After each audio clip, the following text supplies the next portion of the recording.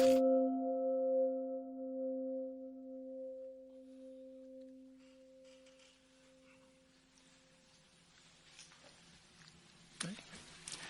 afternoon, everyone, and welcome to our event on the topic of truth, justice, and racial equality with our distinguished guest, Glenn Loury. Our event this afternoon is part of a fall series of events at the college on the larger theme of discrimination and the search for justice and truth. My name is Edmund Santurri. I'm a professor of religion and philosophy at St. Olaf College and Morrison Family Director of the college's Institute for Freedom and Community, the institute that is supporting our event this afternoon, and the general theme and the series of events this fall. The purpose of St. Olaf's Institute for Freedom and Community is to stimulate and encourage free inquiry and meaningful debate of important political and social issues among students, faculty, staff, and the larger public. By exploring diverse ideas about politics, markets, and society, the Institute aims to challenge presuppositions, question easy or comfortable answers, and foster constructive civil dialogue among those with differing values and contending points of view. For help in organizing our event, very special thanks go to the staff of the Institute, Assistant Director Tanya Charlotte Paley, whom you've just heard from, and Administrative Assistant Dawn Bartz. Nothing of what you see and hear this afternoon happens without their intelligent, diligent energies, and we're much appreciative. Thanks also to Molly Work and Carrie Vanderbeen of St. Olaf Marketing Communications, and to Jeff O'Donnell and his Broadcast Media Services crew for their contributions. Thanks also to the St. Olaf students who are helping us this afternoon, and to St. Olaf faculty who participated last July in a faculty seminar where we addressed some of the issues that are being raised in our series this fall. We are pleased to have with us this afternoon Glenn Loury, who is the Merton P. Stoltz Professor of Economics at Brown University. Professor Loury holds the BA in Mathematics from Northwestern University and the PhD in Economics from MIT. His distinctions and honors are legion. He was the first African American to be awarded tenure in economics at Harvard University. He is a distinguished fellow of the American Economics Association, a member of the American Philosophical Society and U.S. Council on Foreign Relations, and a fellow of the Econometric Society and the American Academy of Arts and Sciences. Professor Loury has published and lectured widely on various topics in economic theory. He is also among the nation's leading commentators on racial inequality. He has published more than 200 essays and reviews in journals of public affairs in the U.S. and abroad. He is a contributing editor at the Boston Review, and for many years a contributing editor at the New Republic. He's the author of a number of books, including The Anatomy of Racial Inequality, published by Harvard University Press in 2002. And he's the primary author of the book Race, Incarceration, and American Values, published by MIT Press in 2008. He is a host of a podcast called The Glenn Show, on which matters of race and social policy are items of frequent discussion with important guest interlocutors, people like John McWhorter, Tyler Cowen, Michelle Kerr, and Michael Fortner. It's an exceedingly lively show, full of intellectual content, and I recommend it highly if you haven't seen it. Much more could be said in description of Professor Loury's achievements, but enough has been said to mark his extraordinary distinction. We are grateful for his being with us tonight. Would you please join me in welcoming our special guest, Glenn Loury.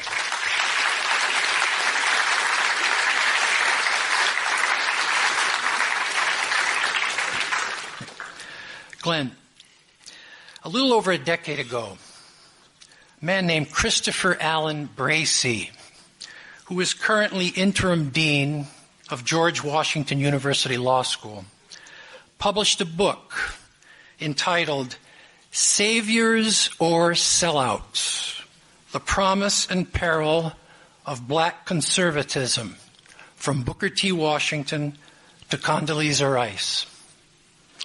In that book, Bracy, himself an African American but a liberal, was trying to understand the phenomenon of black conservatism. He devoted a section of the book to Glenn Loury. He identified you, among others, as a black conservative, though he noted some liberal turns in your views at the time that he was writing. And in fact, your historical relationship with conservatism has been, even since then, enormously dynamic and complex. But more generally, Bracy posed in the book the following provocative question, and I think it was intended to be provocative, and it is this. What exactly does it mean to be a black conservative, and why would anyone choose to become one? And I thought we might start in similarly provocative fashion by putting to you a variation on Bracy's question.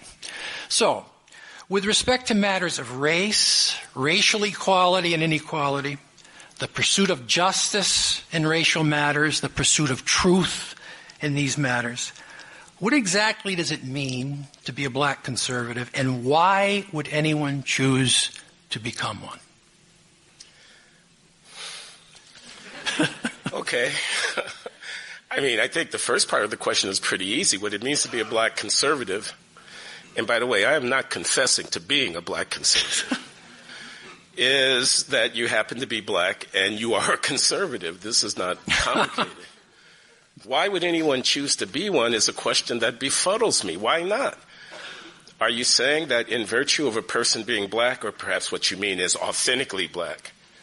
Perhaps the question is, would a truly black person be a conservative? Are you saying that in virtue of a person being black, there's something problematic or paradoxical about them embracing conservatism? After all, I don't know, 40% or something like that of the population of the country is conservative. What would it mean for there to be no black conservatives? That would be, it seems to me, the anomalous condition.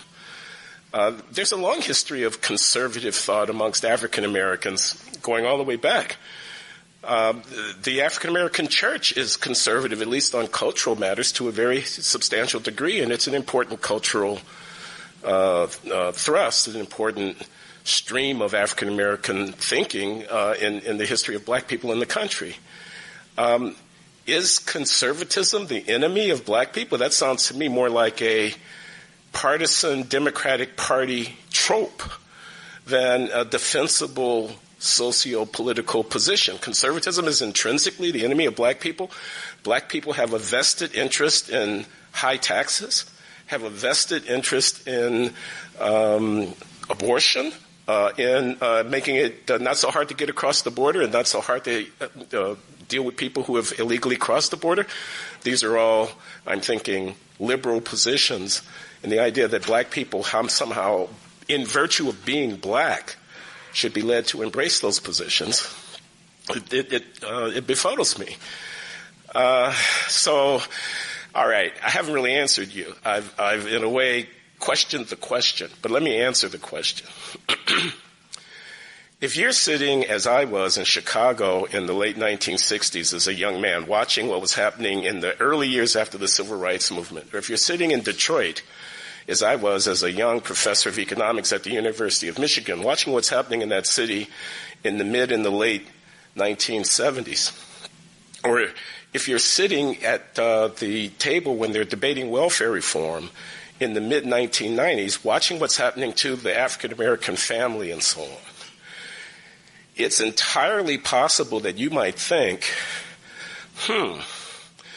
what the liberal Democrats are doing is not proving to be so good for my people. They're fostering dependency. Suppose I thought that dependency on the government was a bad thing and that autonomy and self-reliance was a good thing. Have I betrayed black people by thinking that? I don't think so. Suppose I had some questions about affirmative action as a permanent institution to remedy the underrepresentation of African Americans at colleges and universities. Worried that, for example, by creating a different dispensation for assessing African American students, we were inviting a patronization of those students. That's a conservative view. Is it somehow not black? It could well be in the interest of African Americans. Suppose I worried about the consequences of criminal victimization in African American communities, worried about the security in person and property of my people, and decided because of that law and order wasn't such a bad thing for black people. Is there something anomalous or in need of explanation about that? So, not every African American is going to find themselves being a conservative. Most African Americans are not going to find themselves being conservatives. Yes, the Republican Party has often stood against the interests of African Americans. But that no African American could ever be conservative in their basic instincts and political opinions, that, it strikes me, would be allowing identity. I'm an African American, loyal to African Americanness, having to be black, being authentically black, being black the way that I'm taught being black is supposed to be. It would allow identity to trump my rationality and my individuality. I'm a human being first. I think about politics and I come to the conclusions that I come to. Doesn't stop me from being black. Sometimes those opinions are conservative. No apology is being offered for that here. Okay. You mentioned affirmative action and your attitude toward affirmative action, casting in a somewhat in a negative form in your remarks. As I understand it, there has been a kind of development or oscillation in your views on affirmative action. Early on, you had some reservations about it, but then you talked more positively about it, and now you've returned to a position which is somewhat more critical. Am I getting that trajectory right? And if so, what has been involved in the unfolding of your views on that matter? Well, it's a sacred cow, you know. I mean, I once had a friend who said to me in a discussion, an African-American conservative, who said to me, he said, you know, affirmative action for black people, it's a little bit like the issue of Israel for Jewish people. It's a make-or-break issue. It's a life-or-death issue. There's only one correct position to take on that issue. Otherwise, you're disloyal to the group. And there is, I think, no small amount of truth to that. But you've asked me about my own thinking. So early in my career, I wrote a dissertation at MIT in economic theory called Essays in the Theory of the Distribution of Income, and half of it was speculating about how one might explain the persistence of the economic disadvantage of African Americans in an ongoing way, even after the establishment, more or less, of a non-discrimination laws and such. What could account for the persistence of black disadvantage? And I argued that the civil rights laws only held sway in the formal transactions that we engage in the marketplace and such. They could govern how a landlord would behave vis-a-vis a tenant, how an employer would behave vis-a-vis a prospective employee, a banker vis-a-vis someone who submits a loan application. But they could not govern the civil rights laws, the non-discrimination principle, could not govern informal social relations, who it is we decide to befriend or marry or accept as a neighbor, cohabitate with, live in the same neighborhood. I reasoned further that human development had aspects to it that depended upon formal transactions, people's opportunity to go to college or whatever it might be, to get a job where they could acquire training and develop their skills, but that human development also depended upon resources that were only available through the informal social relations that connect people outside of the view of the state, outside of the governance of law. And that because social stigma disadvantaging blacks infected those social relationships, the fact of equal civil rights law would not guarantee truly equal opportunity for black human development, and therefore might not guarantee an elimination of the gap of economic disadvantage affecting African Americans. I know that took me a long time to say, and please bear with me because I think it's important for me to lay out that framework. On the basis of that concern, the concern that racism in the past could have permanent effects because its consequences would be carried over through time and across generations via the disadvantaged social relations that African Americans experience. I argued that the state should take some proactive steps to further the goal of racial equality. The colorblind norm should not rule with respect to state action in the face of a history of discrimination, given the reality of ongoing social disadvantage and stigma for African Americans. That's what I argue. That makes me pro-affirmative action. In that very general sense, the sense of laissez-faire is not enough. Saying that we've got a level playing field now, but ignoring the fact that what had gone on for 150 years is not enough. So in principle, from very early on in my career, I was friendly to the idea that intervention by the government with the goal of promoting African American equality was a good thing. On the other hand, observing the consequences of the use of differential standards for judging African American performance, that is to say, and let me not be obscure, you're admitting people to an elite enterprise, like studying engineering at MIT, being an undergraduate at Harvard, something like that. UC Berkeley, Stanford, Caltech, something like that. Medical school, high-end law school, etc. You're already selecting from the right tail of the distribution of performance within the population, regardless of race. You have self-consciously declared yourself to be elite. But you also want to be diverse. You want to be elite, but you don't want to be lily white. You want to be quote-unquote inclusive. And so you bring into your practice of selection standards when judging African American applicants that differ substantially from the standards that you're using for others. You're selecting elites, but you're using a different cutoff, a different threshold for selecting African Americans into that enterprise. I worried that that practice, not as a transitional matter, but as a permanent way of doing business, would undermine the integrity of African American achievement, would cast a pall over the presence of African Americans in elite pursuits, because everyone would know that the same standards for selecting them hadn't been employed. That it would create bad incentives, because people would know that they didn't have to necessarily perform as well on the law school admissions test or in their college GPA in order to have a real shot of getting into the law school. If they were black, a different standard was being applied to them. I distinguished in my thinking between a transitional program in which, noting history, one undertook to increase black presence, but with the idea that in the fullness of time, similar treatment for black applicants and white would be employed. I distinguished between a transitional use of affirmative action and the permanent reliance on it, and I reasoned that the permanent reliance on it ultimately was inconsistent with what I was calling true racial equality. True racial equality is equality of dignity and respect. It's equality of standing and of performance.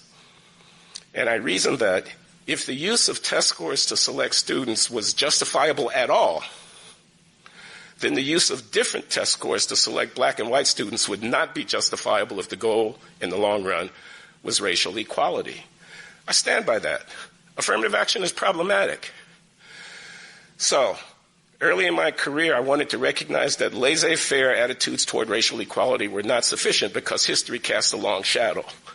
Later in my career, and with a little bit of life experience under my belt, I came to the conclusion that permanent reliance on differential standards for judging black people was no way for black people to walk around with our heads held high and confident that we were being respected by those with whom we were interacting. Performance would ultimately be the currency of the realm. If we were not able to develop our performative skills to the point where we didn't need to rely on differential treatment, we would not be truly equal. I want equality for my people. And that's why my views on affirmative action have shifted. So as I'm understanding what you're saying, affirmative action was justified if you could see a termination point. Is that right? That is to say, it would lead to a state of affairs under which, or it could foreseeably lead to a state of affairs under which it would no longer be necessary. But if there was any evidence to suggest that this is turning into a permanent process or it's not moving in the appropriate direction, then that's reason to reconsider this as a policy or a practice. That's part of what I'm saying. I'm saying affirmative action in 1980 is one thing. Affirmative action in 2020 is a different thing. I'm saying affirmative action as a tool is one thing. Affirmative action as a crutch is a different thing. I'm saying that the base issue is the development of the capacities of African American people to perform. To the extent that affirmative action is developmental in its orientation, that is special attention to youngsters to give them the opportunities so that they can enhance their natural given talents and have the experiences that are necessary to allow them to compete, that's one thing. I'm saying that affirmative action is a cover for elite institutions so that they can present the right optics in their yearbooks. It's a different thing entirely. So I'm trying to make a nuanced argument. Not affirmative action is a banner that I'm waving. I'm for affirmative action. I'm for racial justice. But affirmative action is part of a more carefully conceived strategy for promoting equality of African Americans. Not titular headcount equality, baseline performance equality. We're not anywhere close to achieving that. And the affirmative action that the elite institutions use in order, as I say, for optics may be coming at the expense of true equality for African Americans in the long run. That's the argument that I'm making. We can, have at me. So then, in light of that, current affirmative action policies, diversity strategies need to be discontinued or modified or revised in some special way? Or what do you see as a kind of practical response to your observation, if it happens to be the correct one? I mean, I don't know how to respond to you, Ed. You're asking me for a concrete program. If we don't have affirmative action, then what do? Okay, I'll try to respond. I'm running an institution. I've got people I'm selecting. At Brown, we get, 30,000 applications for a class, and we admit 1,800. So that's pretty selective. Okay. There's various things that I can do. One of the things that I can do is have in my mind an implicit quota, and that's what it is. I have in my mind an implicit target. I want 8% or 10% or 12% of my entering class to be black. Okay. I'm going to do what I need to do to get that. That's not the only way to proceed. Do what I need to do to get that while remaining as selective and elite as I am. I'm admitting 1 in 16 or whatever it is applicants. So I can pick from the top down. I've got black applicants. I can pick from the top down and get my 8 or 10 or 12%. I've got white, Asian, Latino applicants. I can pick from the top down and get the target percentages that I'm going after. And then when I'm done with that, I may end up with a class in which my African American students, on average, are significantly less distinguished in terms of their exhibited academic skill. We measure these things by different instruments, and the tests are one of those instruments. The tests are not, the Word of God. They're not a window onto the soul of the applicant. They're just a piece of information that allows me to assess the academic achievement of the applicant. And I can end up with substantial differences in my incoming class between the measured academic achievement of my African American students and others. That's one way to proceed. Rather than have my target be 12% and create a circumstance ex post facto in which there are substantial differences in the academic achievement of my black students and the others who are in the class, I'd have my goal be 8% or 6%. Rather than maintain my determination to be super elite and only select from 2 standard deviations above the mean in the distribution of academic instruments amongst my applicants, I could be more ecumenical in the way in which I admitted my class for everybody, not just for the African American students, for everybody. There are many margins that the university, I speak as an economist, a margin is simply a place where you make a decision to do more or less of something that's important to the thing that you care about. There are many margins on which a university can operate. One of them is on how elite the university is overall. Because if the university determines not to be so focused on test scores, it doesn't have to create a class with its 8 or 10 or 12% of African Americans in which the disparity in test scores is so different. That's the thing that I'm worried about. Now, you can tell me it doesn't matter. You can tell me that a student sitting in front of me that had a 790 on the SAT math and a 760 on the SAT verbal is not discernibly different in their performance from a student sitting in front of me who has a 650 on the SAT math and a 620 on the SAT verbal. I can tell you after 40 years of college teaching that I don't believe that. Test scores are not a window onto the person's soul, but they are correlated with performance. So what we're doing is we're creating a circumstance where there's actually objective differences in the post-admissions performance amongst the students. Oh, God, I actually said it. How else could it be? I mean, this is simply logic. Either those test score differences among the students don't matter for anybody, or they do matter for people. And if they matter for people, then they matter when you have large racial differences in those scores for black people and people who are not black.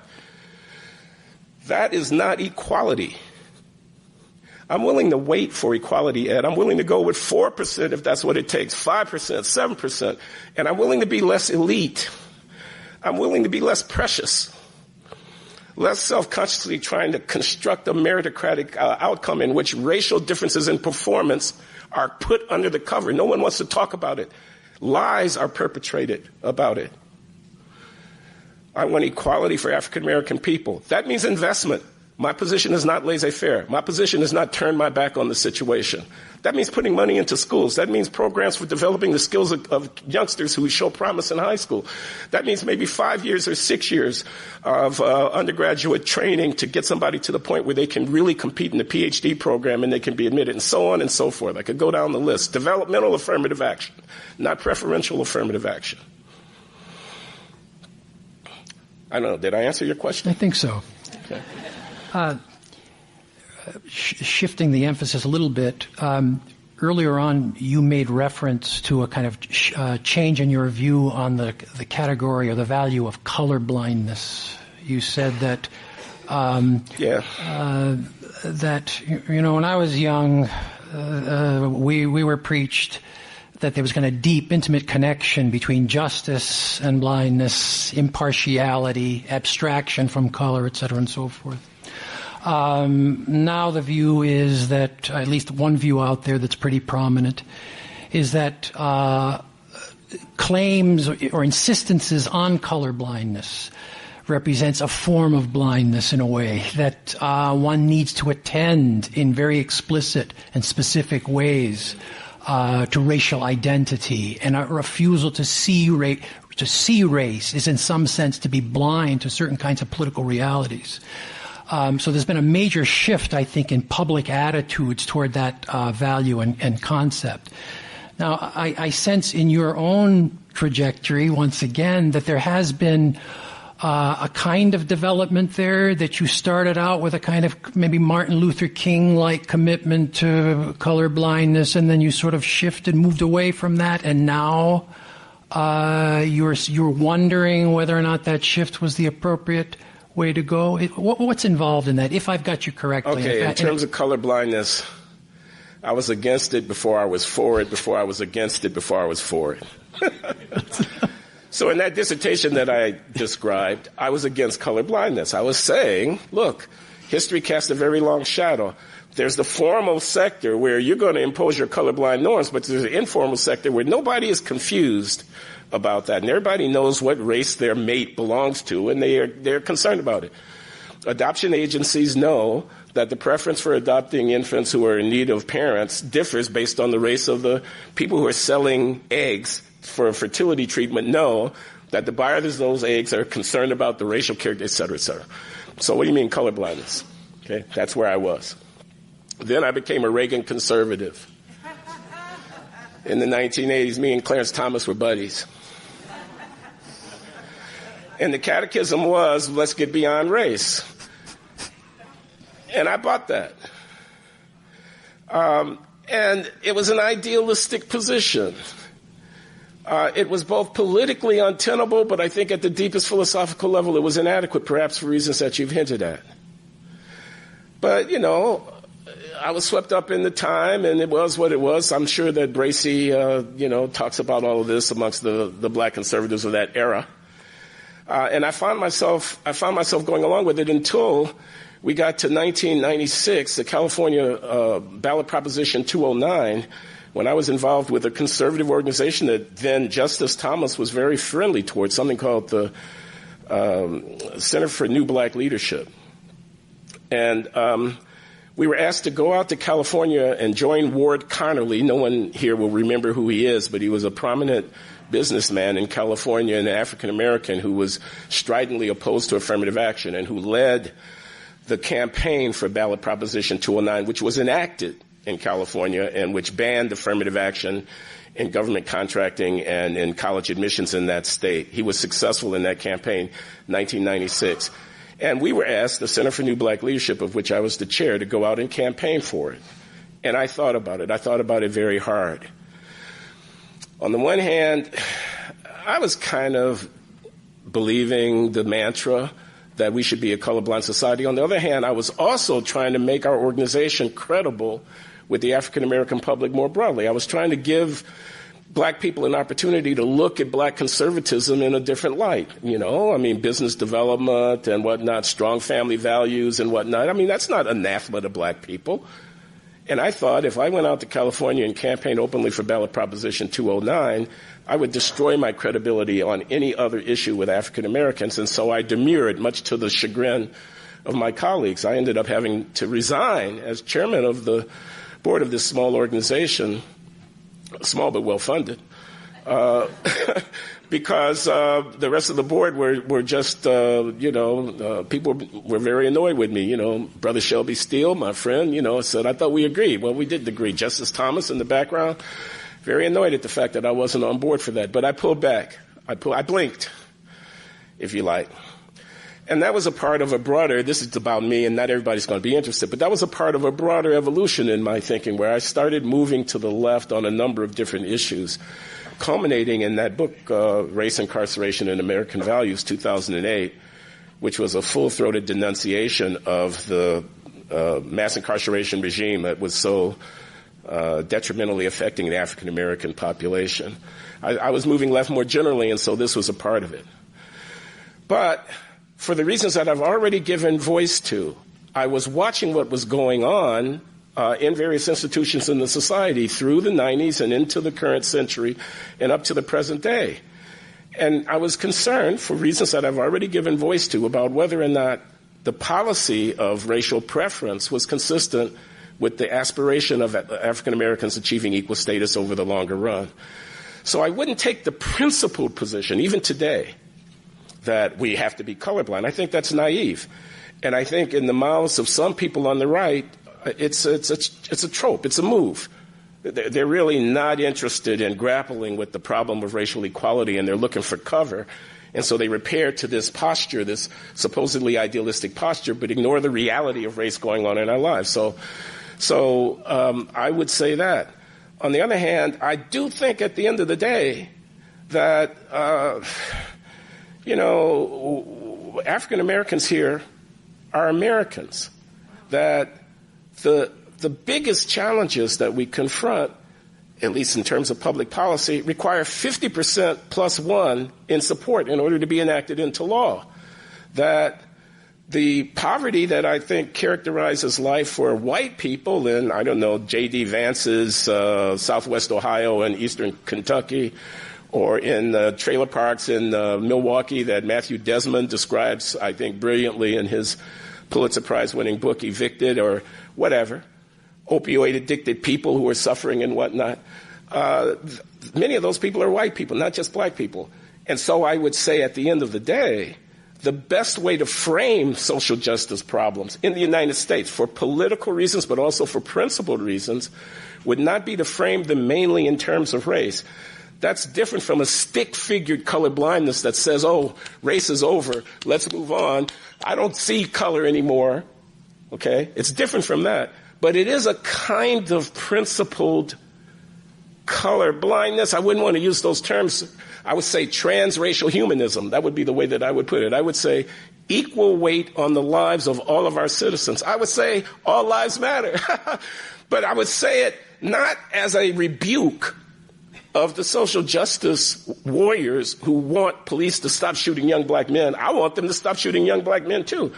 I would say it rather in the spirit of arguing that if we want to frame policy questions in America so that we can get our hands around them and solve them, we are best off to frame them in transracial terms. Doesn't mean I'm unaware of the fact that there's such a thing as implicit bias that might cause a police officer to shoot an innocent black person. It means that I've actually looked at the Washington Post database on police shootings. Have anybody here looked at that database? You can find it just like that. Every single shooting that they can identify in the press and in official government documents is chronicled. Over 1,200 a year. They're all listed chronologically. You can go down the list, and there's a column that says race, and it says H for Hispanic, A for Asian, B for black, and W for white. And you just scan down that column. There's also a column for gender, sex. It says M for male and F for female. They're almost all M's. But under the column for race, a lot of them are W's. 1,200 or so people killed in the country every year by police officers. Only 300 or less of them are African American. Most of them are white. If I want to solve the problem of police killings, and I do, I would argue that the best way to frame that problem is in terms of the rights of citizens not to be preyed upon by officers of the state. Full stop. Saying that does not make me into a stick-figured advocate of colorblindness. I think rather it makes me into someone who understands something about the nature of our country, which is that the justice issues are transracial. You mentioned the book on incarceration. I take it there's a kind of debate that was spawned by Michelle Alexander's book, where she characterizes the current incarceration system with the disproportionate punishment of blacks as a new Jim Crow, and therefore kind of systemic racism. And that view has been, to some degree, correct me if I'm wrong, challenged by Michael Fortner's work, where he tries to argue, he is an African American, he tries to argue that a good bit of the drug, the formation of the drug laws during the Rockefeller period and so forth, were motivated by members of the black community, and therefore it's a more complicated picture than Michelle Alexander makes it out to be. Do you have a position with respect to that particular debate now? Yeah, I do. Michelle Alexander's book is called The New Jim Crow, as you noted. Michael Fortner is a political scientist at the City University of New York, African American, and his book, I believe, is called The Silent Black Majority.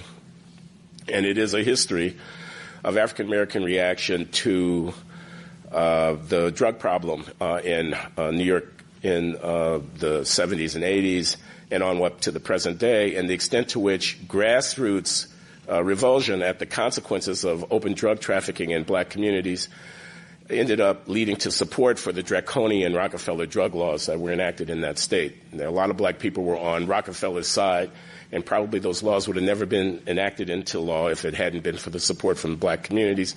And he thinks that's a story worth telling. We should probably also mention Foreman's book, James Foreman, the Yale law professor,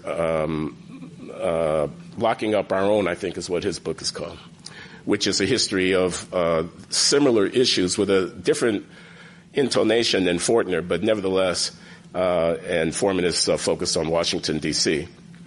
So I think Michelle Alexander's intervention was obviously very influential and was important, and raised the question of whether or not the extent to which the disparity and the hit of mass incarceration by race could be likened to, it could be understood as another instance of a very old American story of black subordination.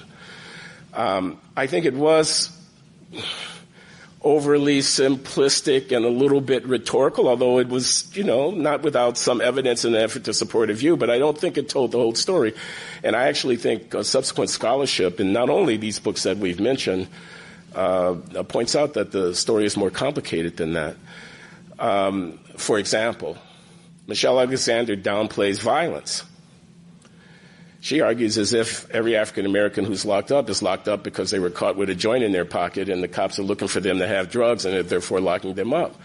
Most people who are in prison in this country are not in prison for the simple possession of drugs. They're in prison for having committed violent crimes. What about the effect of violence on black communities? There's not a word of that in Michelle Alexander's text. Would a serious treatment of crime and punishment in America somehow manage not to discuss the implications of antisocial behavior amongst African Americans for other African Americans? Would a serious public policy discount those implications? I don't think so. She's telling part of the story, not all of the story. I think, this is Glenn Loury, our sentences are too long in America. I think there's so much plea bargaining that courts never have a chance to, and juries never have a chance to adjudicate the cases that are ambiguous and are difficult and exercise some sense of judgment before they consign somebody to 10 years or 20 years. I think 3 strikes and you're out, 3 felony offenses, and we're going to throw away the key, 25 years to life, is unconscionable. I think having more people per capita in prison for life without the possibility of parole than does the country of Sweden have per capita in prison for life for any reason. The numbers are about 50 per 100,000. About 50 people per 100,000 in America are in prison for life without the possibility of parole. And that's roughly the incarceration rate in Sweden for any length of time. Is despicable. Okay?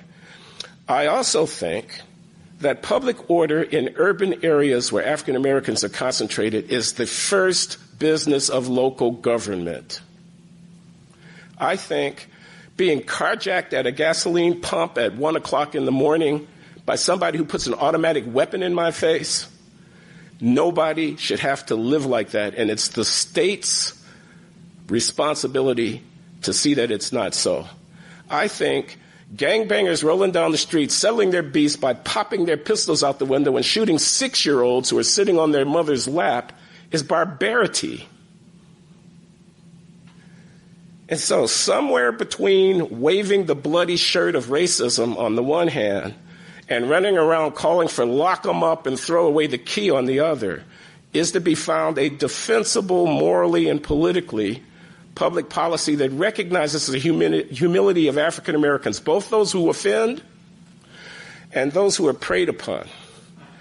That's where I'm trying to locate myself in this debate. Okay, we're close to the time where we're going to begin Q&A from the general audience, beginning with Professor Anthony Battiza.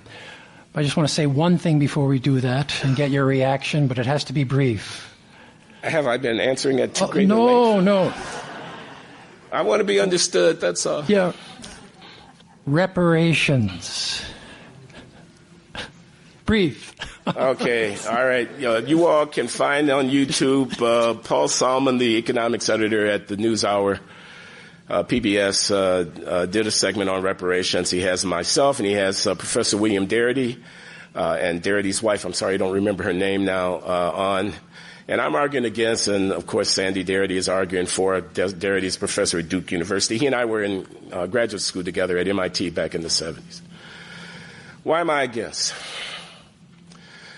Okay, let me just start by saying, yes, there has been a history disadvantaging and marginalizing the slaves first and their descendants who were not given the benefits of full citizenship for a century after emancipation, notwithstanding the 13th, 14th, and 15th Amendments. There's been a history. It's been injurious. To some degree, it accounts for the disparities that we observe in society today. Okay? So I'm acknowledging that. On the other hand, we are a dynamic country of 330-some million people. The country has changed completely since the mid-1960s because of scores of millions of non-white immigrants who've come and joined our ranks.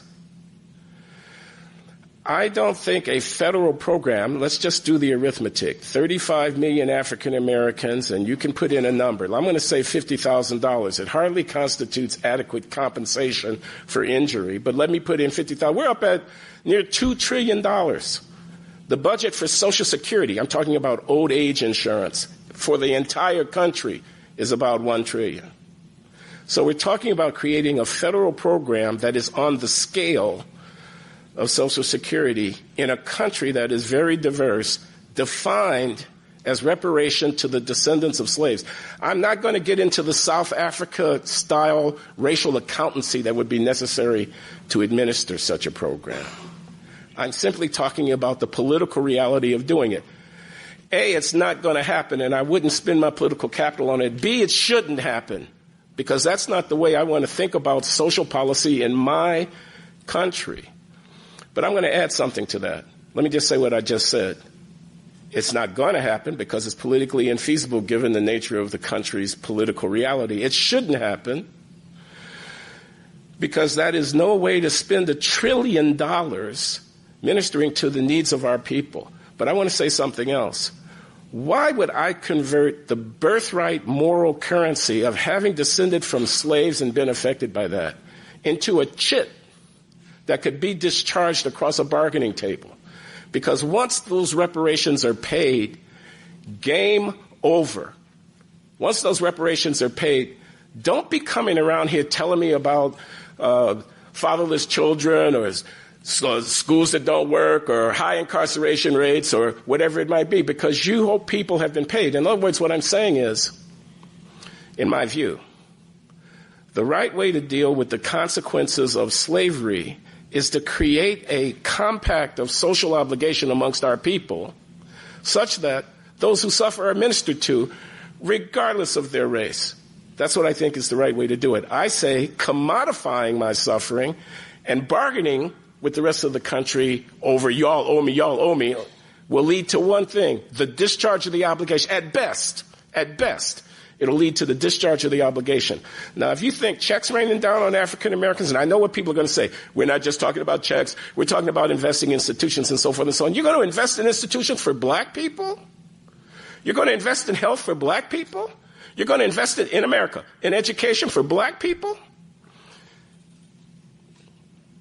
I don't think it can be defended morally, and I don't think it can be achieved politically. It's a sacred obligation. Rectifying the deleterious consequences of America's criminal past is not a commodity. It can't be priced. It should not be traded. Anthony Batista? That's it. First, let me say thank you to Dr. Loury for taking the time to join us here today. It was invigorating, it was insightful, and hopefully we get a lot of great questions from the audience today as well. So I'm a professor of religion, so I'm not going to get into the numbers. I was told there wouldn't be math when I signed up to do religion, and I expect that to be the case. But I do have two kind of longish questions, if you'll bear with me for a second. So my first question is this.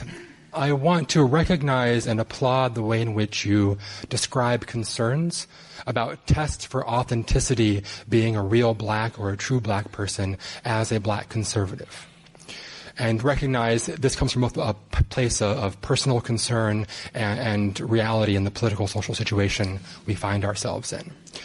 But against that, many would argue, myself included, that a greater problem, perhaps, is with the authenticity of those on the so-called right, the authenticity of conservatives, who, in one hand, want to argue they're open to a variety of viewpoints, they're trying to level the playing ground, they're trying to divest control and authority to states and local levels, when in reality this is the same kind of language we've seen time and time again be used to disadvantage black communities, people of color, and other folks on the margins of society.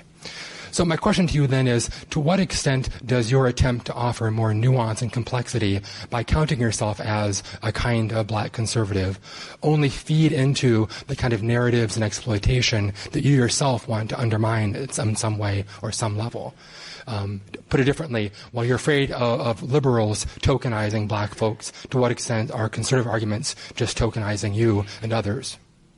Okay. My second, why don't you do that first and do the second one? How you want to see? What's your inclination? Well, if you'd allow me, I could respond, but I'm willing to wait. You'll allow me to respond because you got a point there, and I'll acknowledge it. He says sincerity on the side of conservatives. He says authenticity. Do they really care? Might you not be a token? Could they be using you? I'm not putting words in your mouth, or that's what you're getting at. I can remember attending a conference. It's been years ago now, where I was the black conservative in the room, and I started. It was like an epiphany. It sort of hit me all at once. What am I doing here? Because I wasn't saying anything that the other conservatives weren't saying, but I was the black guy saying it. And I said, you guys just want to hear a black guy say, you think you're going to get cover. You think somebody's going to not call you a racist because you got a black guy on your side. Is that what I am? I'm now your trick pony? And it was like it hit me. I said, I don't want to live like that. And I don't want to live like that. So, yeah, there's some of that. When Charles Murray published The Bell Curve in 1994, Richard Herrnstein and Charles Murray, Bell Curve. That's a book about intelligence in American social policy, and amongst the points that it stresses is that differences between the races and intelligence have something to do with the genetic inheritance of the different populations, or at least may. They say they're agnostic about the issue, but, they put that out there. And I go to my conservative magazine editors at Commentary Magazine. I'm talking about Norman Podhoretz and Neil Kazadoy. I'll name the names of the people. They were the editors. They've been happy to publish my pieces criticizing Jesse Jackson for hugging Yasser Arafat on the West Bank, or criticizing affirmative action, or whatever it was. And I said, I want to write a critical review of this book. I'm a social scientist. I'm a fellow of the Econometric Society. They can't snow me with the stats. I'm not convinced by the argument. I think the book is injurious to a certain degree, and I would like to write a critical review of the book. They said, no thanks. They said the liberals are attacking Charles and we're going to circle the wagons. They didn't say those words, but that's kind of what they said. And I said to them, if it was the Jews who were being attacked in an important intellectual forum, this is Commentary Magazine that I'm talking, you would expect me, by Louis Farrakhan or somebody, you would expect me to back your play. And the answer was basically tough. No, we're not doing that. That's 25 years ago. That was an opening kind of, scales falling from my eyes kind of thing. So I just gave one example. I could have given many examples. I've written this. I've written that, when Norman Podhoretz, let me not just dump on Norman. With Marty Peretz, the publisher of the New Republic in the years when I was a contributing editor at the New Republic, Ralph Ellison dies. You know what I'm talking about, Ralph Ellison, the great Ralph Ellison. They give Shelby Steele the assignment of writing the intellectual obituary of Ralph Ellison. Now, I'm not an English professor, but I know that much. Okay? Shelby Steele ought not have been writing the intellectual obituary of Ralph Ellison in the New Republic. I know that much. That was Leon Wieseltier's call. I go to Marty, my friend Marty Peretz, and I say, man, come on, man, what's your magazine doing? I mean, I'm not saying it has to be a lefty. I'm just saying, come on. This is Ralph Ellison. And he won't return my call. I can't get an answer. Leon's running the back of the book. That was it. Okay, so I'm telling tales out of school by way of saying I'm aware of the danger and I have experienced some of the downside of the insincerity of some of my conservative colleagues and have been caused to wonder whether or not I was not allowing myself to be used. So I'm struck out in an independent direction, and I believe that this is Glenn Loury, not all black conservatives. I think I can stand on my record over the last 25 years. It's not been perfect. It's not always been right, but it has been cognizant of the danger of insincerity on the right and of appropriation or misappropriation of my well-intended and sincere arguments for political ends that I could not endorse. My second question, since I have a microphone and get to do that, relates to the last topic that Ed was bringing up, the topic of reparations. So obviously you're one who has been very critical of the case for reparations, both the article by Ta-Nehisi Coates and others who have joined the call for reparations.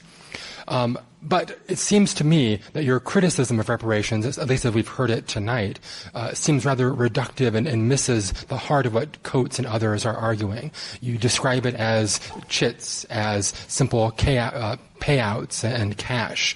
And Coates himself says this, I'll just read his own words. Reparations, by which I mean the full acceptance of our collective biography and its consequences, is the price we must pay to see ourselves squarely. What I'm talking about is more than recompense for past injustice, more than a handout, a payoff, hush money, or reluctant bribe. What I'm talking about is a national reckoning that would lead to spiritual renewal. And he goes on. So my first concern is, to what extent are you playing into polemics and reducing Coates and others' arguments to simple cash payouts and dollars raining down on black folks? And secondly, added to that, I'm not sure if you're aware, but several institutions, religious institutions, like Princeton Theological Seminary or Virginia Theological Seminary, have recently undergone race audits because of the concern and the clamor for reparations. They've done an accounting of who in their community owned slaves. They're setting aside millions of dollars in a variety of ways, both cash payouts, developmental aid, scholarship, and these kinds of things. So, added to my question, to what extent would you recognize the importance of the kind of arguments and demands that Coates and others are making for motivating even small-scale institutions to make a reckoning and make amends for the harms of slavery in the past and today? Okay, so we're talking about reparations. Now, my opposition had to do with government, with the state, with public policy, okay? If Georgetown University wants to give tuition to the descendants of the enslaved persons who were trafficked in order to raise cash to save them from insolvency in the 19th century, that's up to them. If XYZ Corporation, which is a successor entity to ABC Corporation that happened to be engaged in slave trafficking for their business interests, for their brand, want to engage in a program that they're going to call reparations, they're private actors, they can do what they want to do. I'm talking about the government of the United States.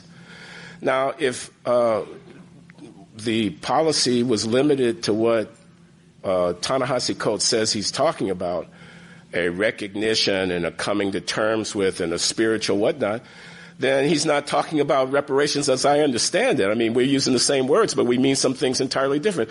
He's talking about the national narrative. He's talking about the 1619 Project or something like that. He's talking about what we teach in our schools and what we preach in our sermons about who the country is and what has happened to the various peoples within the country and so forth and so on. I might disagree with him about that, but I don't think he's talking about the thing that I'm against. When I say that I'm against, we could have an argument about whether the 1619 Project or something like that is a good thing, about whether or not we really are not talking about the true history of race in the country. I think we talk in some ways too much about it when, as I've already indicated in my earlier responses, what I think we ought to be working toward is a transracial humanistic understanding of our social and political problems and creating a decent society, and that would be a decent society for everybody. So he's not talking about chits. You're not talking about checks. You're not talking about a federal program where we have to decide who's black. Because that's how, when you're paying people reparations, it seems to me you have to operate. You have to decide who's going to get paid. But he's not talking about that. He's not talking about checks going out to people. He's not talking about preferential treatment of individuals based upon their race and the extent to which they're eligible for this or that benefit. Fine. Let's have a conversation. He and I don't have anything to agree about. To the extent that he's actually talking about state action intended to repair the consequences of slavery on a scale that would make any difference, I'm against it for the reasons that I've stated.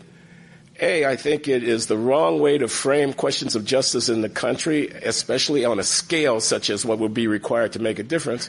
And B, I think it commodifies something that should not be put into transactional terms, because once those transactions are consummated, the moral claim that you have on the attention of the country will have been discharged.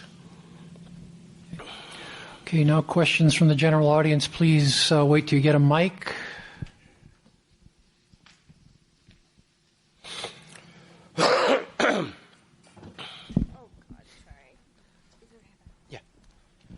Hi.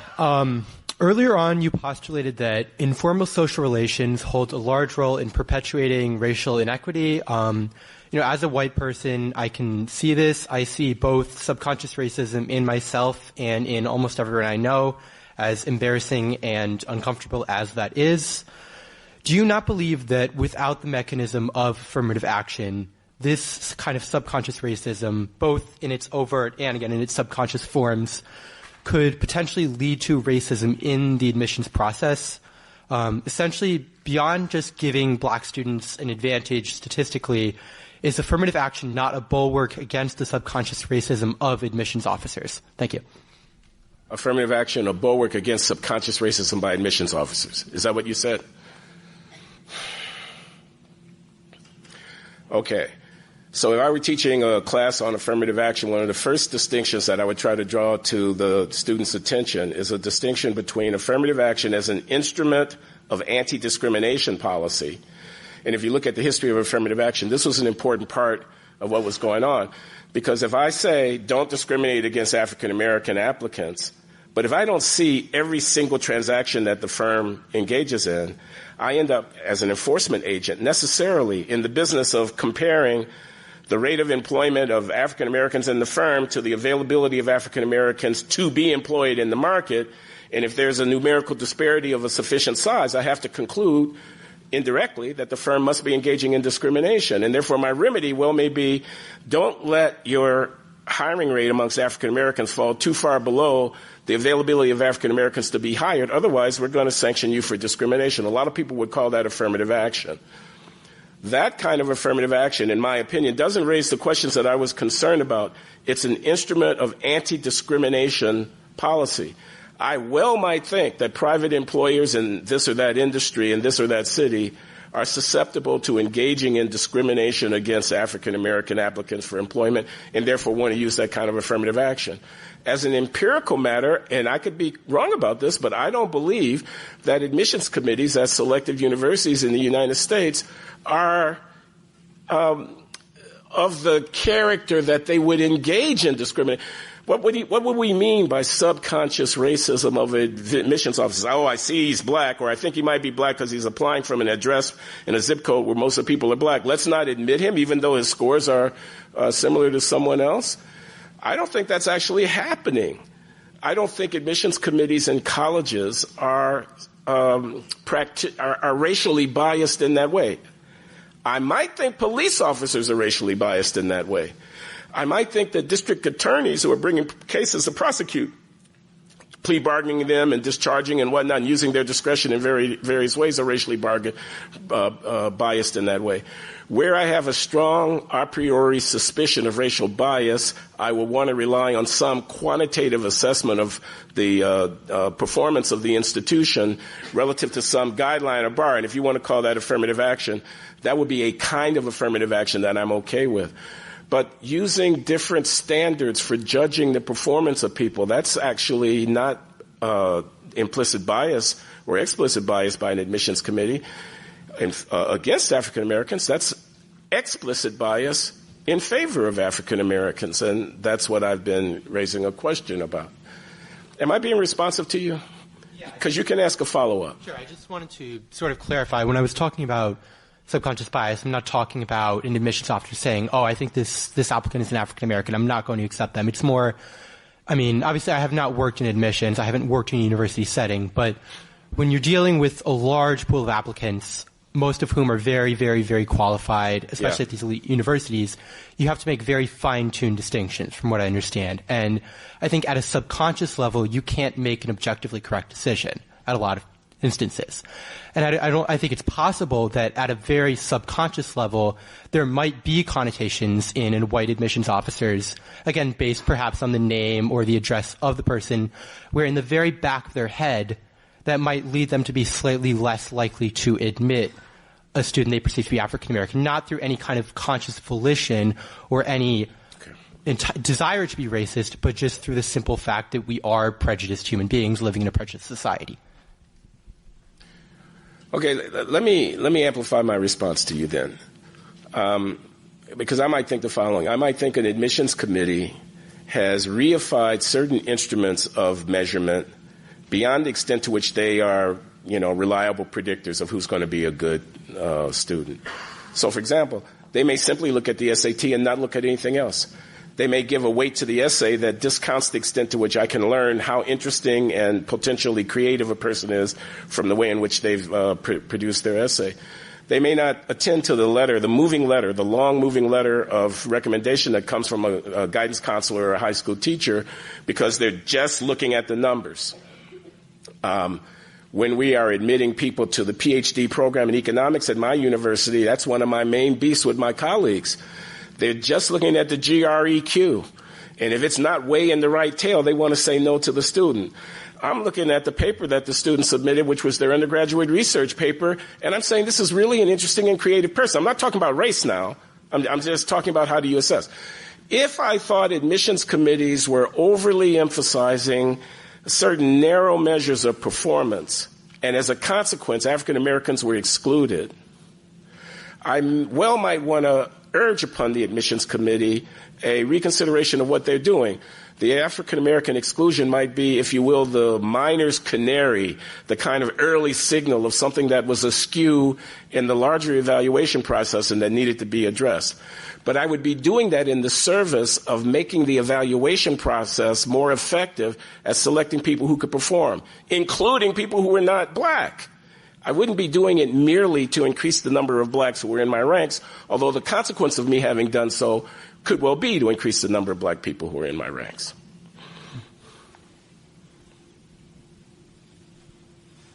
Hi, Professor Loury. Thank you so much for coming, and thank you, Professor Santurri and the Institute for hosting Professor Loury.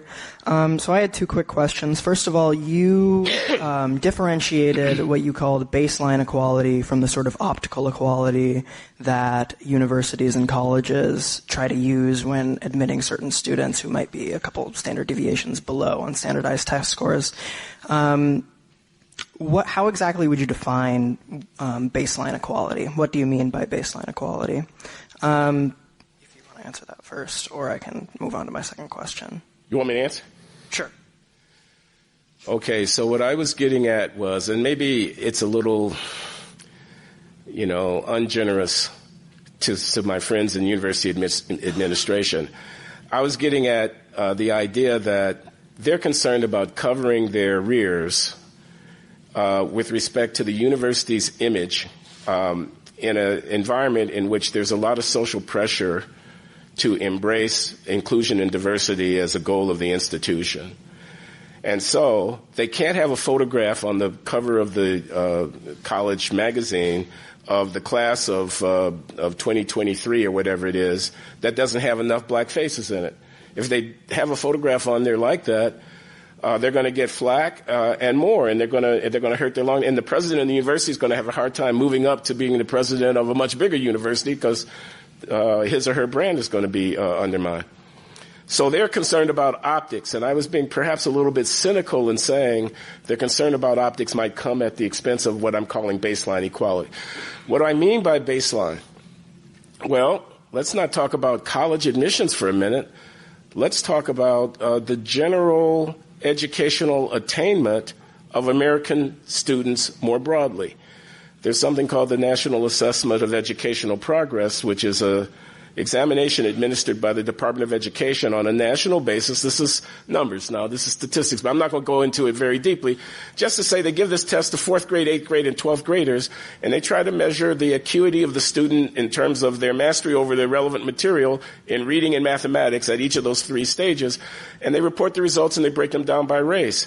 They have basic categorizations like below basic proficiency, above basic proficiency in terms of student performance.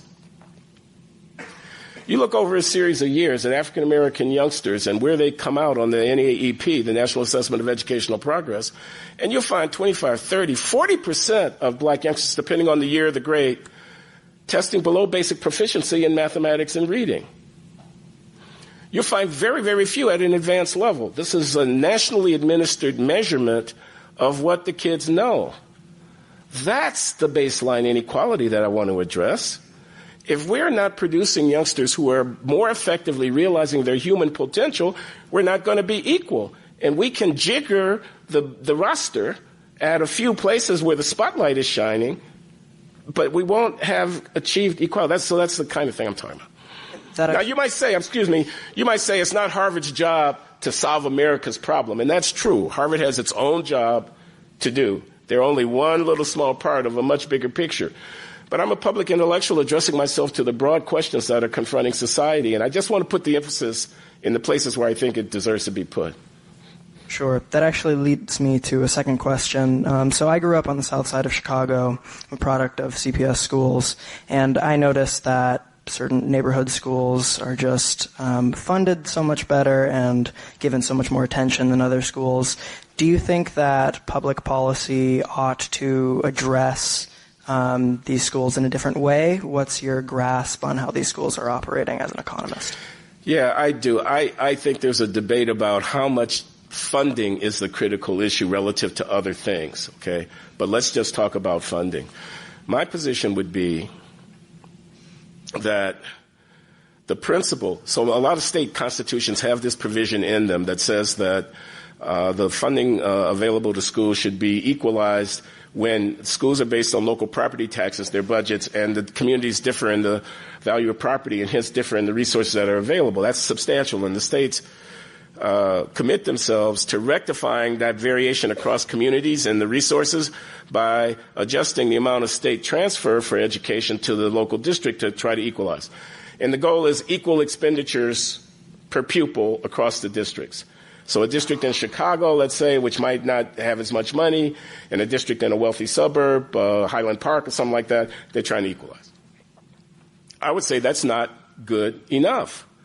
I would say equal effective educational opportunity ought to be the goal.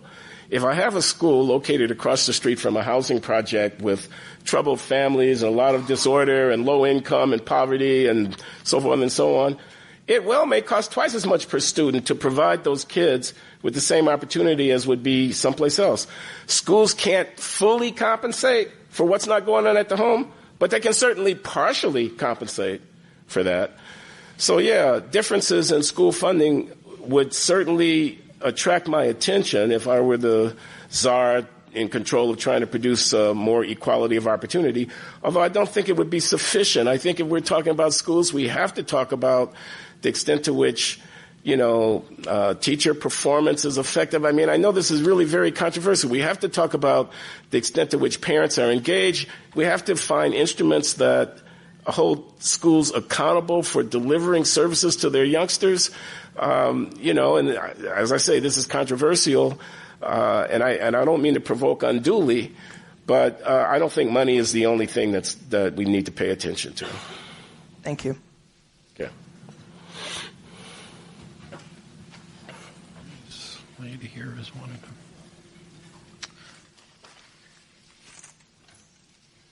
Hello. I wanted to say that I love that you mentioned Evicted. It's incredible. I read it recently. I'm sorry, what's incredible? The novel Evicted. The book. Yeah, it's incredible. And similarly, another piece of nonfiction that I've read recently that sort of pertains to the issue of affirmative action is Malcolm Gladwell's David and Goliath. And he sort of talks about in it that what institution you go to is significantly less important than sort of what percentile you're in academics in that institution. So he argues that sort of an individual going to a less prestigious school, but who is in the top 10% at that school, is actually going to have a much higher access to opportunities than somebody who's in like the bottom 25th percentile at a much higher level of prestige school. And so he doesn't want to touch the issue too much in the book, but he sort of mentions that there is a chance that affirmative action in bringing students of color to higher level institutions in terms of prestige are actually overall depriving them of educational opportunity. And so he's not an economist, so I've been very interested as an economist as to whether or not there is some statistical validity to that claim and that argument. Well, I refer you to the excellent article in the Journal of Economic Literature last year by Peter Arcia-Decano and I think his name is David Loveman. It might not be David, but it's Arcia-Decano and Loveman. And it's about what they call the quality fit trade-off. There's an article. You'll find it. Won't have any trouble finding it. You go to Google Scholar, quality fit trade-off, and that article will pop right up. Because what they're talking about there is an empirical question. The question that you posed, I don't know if Malcolm Gladwell has the ability to give a persuasive answer to a question that I think would require careful data analysis to effectively address with respect to Gladwell. I haven't read the book, Gladwell's book. But I have read Arcia-Decano and Loveman's review, their essay, And they make a very strong case that, yes, there is a trade-off. Now, let me explain, if you'll allow me, what they mean by quality fit trade-off. So schools vary in their quality, but you take a given kid, he may or may not be a good fit at a given school, okay? So, like you were saying, the kid might be in the 80th percentile of the student distribution in terms of their academic performance at a school that has a relatively low quality, and in the 20th percentile at a school that has a very high quality. So they'd be a less good fit at the high quality school. Will they do better or worse in life? That's the trade-off. If you could hold the fit constant and improve the quality of the school, the kid's going to be better off. If you hold the school constant and you improve the fit, the kid's going to be better off. But if you have to trade off higher quality for less good fit, it's an empirical question as to whether or not the kid's going to be better off. They argue that the evidence is not entirely definitive, but suggestive of the fact that at least within a certain range, there's a trade-off of the sort that Gladwell is alluding to. And they have a graph in their paper which I can describe to you, and forgive me, I am an economist, okay? So on the horizontal, okay, is the quality of the school measured by the average GPA of the students, not GPA, the average SAT score of the students who are admitted to the school. Okay? On the vertical is the proportion of the student body at the school that is black. Okay? So as we move along the horizontal, we're getting to higher quality schools. The graph looks like a U. It falls, and then when you get to the high quality schools, it goes up again. Okay? Now, do you all understand what I'm saying? What I'm saying is, the best schools, the most desirable schools, can outbid the intermediate schools for the attention of black students. Who would not want to go to Harvard or Princeton or Yale over a University of Illinois or Ohio State? With respect, okay, with respect. But I mean, most people are going to prefer the more prestigious school. The U-shapedness of that graph means that the African-American youngsters are allocated either to relatively low-quality schools, which are basically admitting everybody who applies, or to relatively high-quality schools, which are cherry-picking the best African-American applicants and competing them away from the intermediate schools. Are African-Americans as a whole better off because of that? I think there's every reason to be concerned about that. But I don't say, and I'm not saying, that the evidence is definitive in that regard. It's a relevant question. I'll just add something. The late Justice Antonin Scalia hinted at this question, much to the chagrin of many observers, when during oral argument in that case out of the University of Texas, the affirmative action case, he asked the attorneys defending the university's practice of affirmative action, well, you know, might it always be a good thing to try to get as many black students as you can at your fancy-dancy university? Maybe they'd be better off if they went to a less demanding school, said Justice Scalia. And, all hell broke loose. Everybody started calling him a racist and whatnot like that. I interpreted him in his own inimicable fashion, meaning to be provocative, as raising a first-order question. It's a scientific question, not a political question. So I don't think the data are yet in to resolve it definitively, but there's every reason to be interested in that question. This person has been wanting to get in here. Yep. Yeah. Could you pass the mic to her, though, please? I think there'd be one up there first. But I can... Yeah, okay, but could you get this one here? Thank you. Hi, thank you. About 1 million years ago, when I was a freshman at St. Olaf, I had the opportunity to hear William F. Buckley Jr. speak. And back then it was fashionable to be liberal and to be somewhat resistant to this conservative icon. And so there was some resistance in the room, but I was unabashed and I had a question for him and I was honored to be able to ask him. And I'm sorry, who is he? William F. Buckley Jr. Aha. So he had he had the capacity to excoriate any opponent with wit and words, But he took my question and with a twinkle in his eye and reflecting it back to the audience, he made it so that they could all hear what my question was. He made it a slightly better and slightly more interesting question. And I don't remember the question or the answer, but I remember how he treated me. And I remember that I learned that day from his conservative position. I didn't necessarily agree with it, but I know that I learned from him and it informed my developing positions. So my question for you is, where are the forums now for that sort of honest, conservative argument to make? Because again, while I may not necessarily totally agree, I am always educated by it, and I feel like some of the kind of formal dialogue or communication in the public forum now is a circus, and the conservative or liberal isn't actually representing what we might understand those concepts to be. So are you finding forums as a public intellectual to have, to present your positions on these really interesting debates where there isn't a clear black or white answer, but it's in a dialogue maybe that we find the best answers?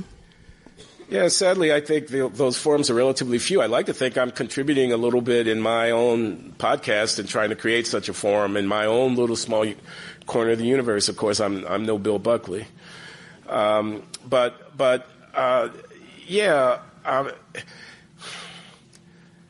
What business are we in at the university if we're not creating such forums? We're failing our students. We're not living up to our responsibilities. We're not earning our pay. The universities ought to be the place where that kind of discourse occurs. What kind of discourses am I talking about? I'm talking about conservatives and liberals, pro-lifers and pro-choicers, those of us who have questions about affirmative action and those who are dyed-in-the-wool supporters of it, those who think that the tax rate is too high and those who think it's too low, can argue out their positions, their differences of ethics and values, their differences of fact and reason. That's what a university should be. So if we're not producing that, we're not doing our jobs.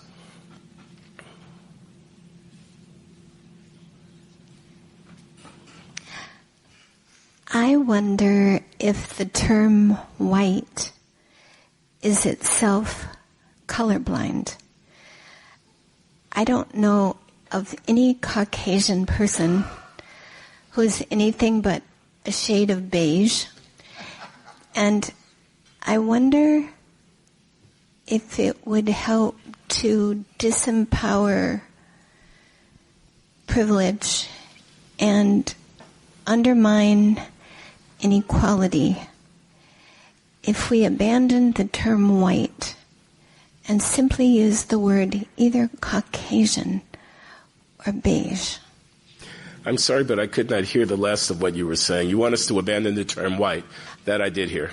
I wonder if it would disempower privilege and and undermine inequality to abandon the term white, which to me feels colorblind, and insist on using the word Caucasian or beige. Beige. I guess that's a little bit tongue-in-cheek, right? Well, Ta-Nehisi Coates, I must say, makes a point in his Between the World and Me, perhaps also in some of the essays, of talking about people who believe themselves to be white. He talks about the self-conscious embrace of whiteness by people, and he understands that to be, in a way, a kind of, exemplification of privilege and a kind of white supremacy. I'm not sure what white actually means if I were to try to give a scientific definition, right? What are we talking about? You want to use the term Caucasian. Am I going to distinguish between Southern Europeans, Eastern Europeans?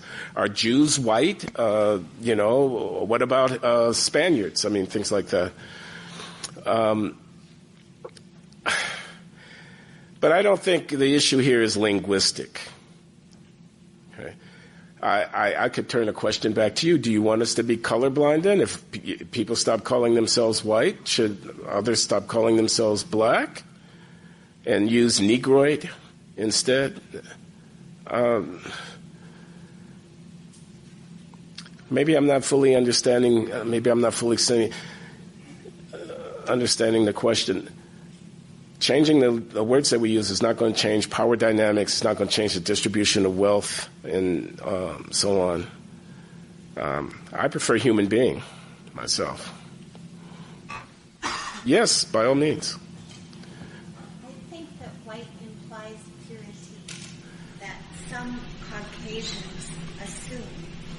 And I wonder if the term beige could have been in that. Can someone repeat that? Because I couldn't hear it. You think that white implies purity and the term beige doesn't imply as much purity as the term white? Oh.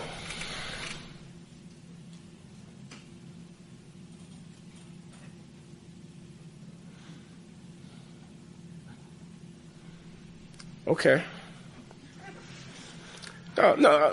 Okay, and the term black could, by sort of contrast, could imply some impurity or something like that.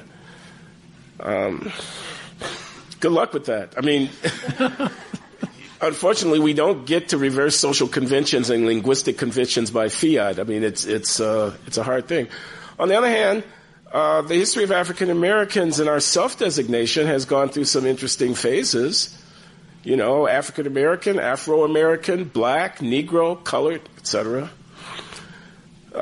So it may be that the work of white revolutionaries such as yourself, of raising the consciousness of progressive-minded white people about how it is they think about themselves, could engage in something that's analogous to what happened in the 1960s and 70s with African Americans when we became not Negroes, but black, and then not black, but African American, not Afro American, but African American.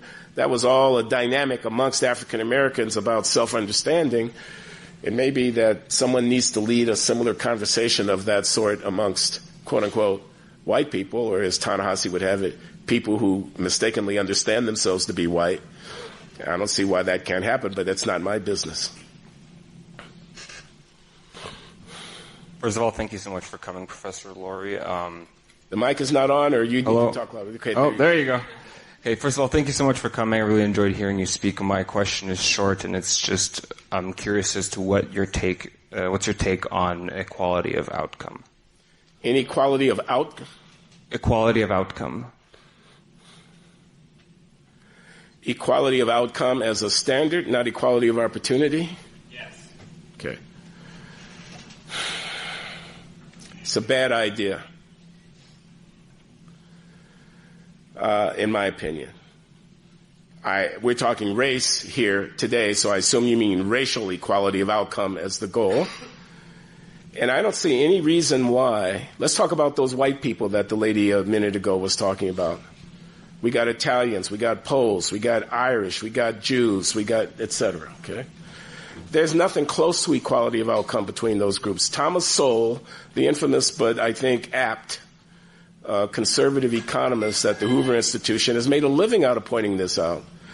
You look around the world, there's no place in the world where groups are equal. You go to Nigeria, the Igbo are running more businesses and are the professors in the universities in outsized numbers, et cetera, et cetera. Look at the Chinese immigrant population. They're not immigrants. The Chinese populations throughout Southeast Asia, in Indonesia, in the Philippines, in Vietnam. In terms of the business ownership and the educational achievement and whatnot, they tend to do relatively. Look at the Jews. Count the Nobel laureates in economics over the last 30 years who were Jewish. It's way more than the Jewish percentage of the population. Do I want equal outcomes there? Look at the billionaires. Who are they? They don't equally represent every group. Why would I expect? In a way, I don't take the very fact of groups seriously if I insist that the groups have to produce the same relative number of physicians, engineers, professors of economics, artists, Oscar winners, and so forth and so on. Groups are not the same. They have different traditions, different cultures, different values, different practices, different institutions, different histories. Of course there are going to be group differences in outcomes. Totalitarianism is what comes from insisting that we produce an ex post facto result in which every group is equally represented. I'm against that. Well, that brings us to the end of our time. Thanks very much, Glenn, for being with us today. Thank you. Thank you.